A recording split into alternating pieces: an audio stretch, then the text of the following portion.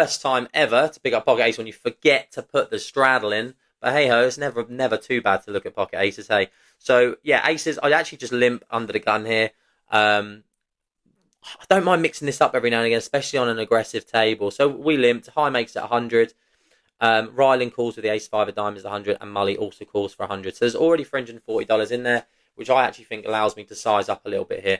I think the commentator didn't like my sizing here, but personally, I think this is the right size. We don't want to be going 4 or 5 ways to a flop here with aces, as all of a sudden they can become quite fragile. We really want to be going heads up, and that's the goal of this bet. So we bump it up here from the original raise of 100. We put it up to $700. So in essence, a raise of 600. It means there's $1,000 in the pot. The professor thinks about it for just a moment with king jack off. Rightfully so, makes the fold. I'm surprised it took him as long as it did, to be honest. It folds around to High, who also has king jack off, and he decides, yeah, okay, that's good enough to call a limp re-raise with. I suppose he has got the button, so he's got position on me, so maybe he's thinking that a little bit as well. Rylan also now gets priced in with the ace five of diamonds. Again, out of position, but I'm actually fine with his call. I think that's a nice hand. You know, flops well. Gives you some options, how we say. It's certainly a better option than king jack off. And of course, Mully looking down at the king queen, also now getting priced in. Can't say no either. In fact, he does actually fold, which surprises me. Anyway, flop comes down queen 10-8. As you can see, I've only got $950 left in my stack, which is less than the pot size bet. So I don't think I have to do anything too heroic here. I just jam it straight away.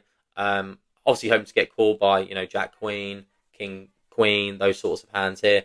High actually has the open-ended straight draw, so he asks for a count, which, like I said, I didn't see much of that out there. I suppose there shouldn't really be any two-pair combos either based on the sizing. That's another reason why I size up the way I do, because it should cap their hand ranges somewhat.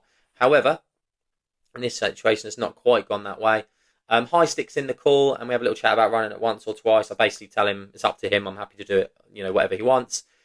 He decides 2, so there's $4,000 in the pot, and we're a 73% favourite here. Here we go. We go to the first run out. Like I say, really good position. He's just got the open-end straight draw, and of course we block it with the aces as well. He's got 4 nines and 1 ace or whatever it is. But he ends up backdooring the flush on the first run out, which is just absolutely horrific. Luckily, we have a second board to help us out, but no, there's the ace, the case ace. Smashes the river again, which means he somehow takes down both boards and the $4,000 that are in the pot, which means I lose my first buy-in.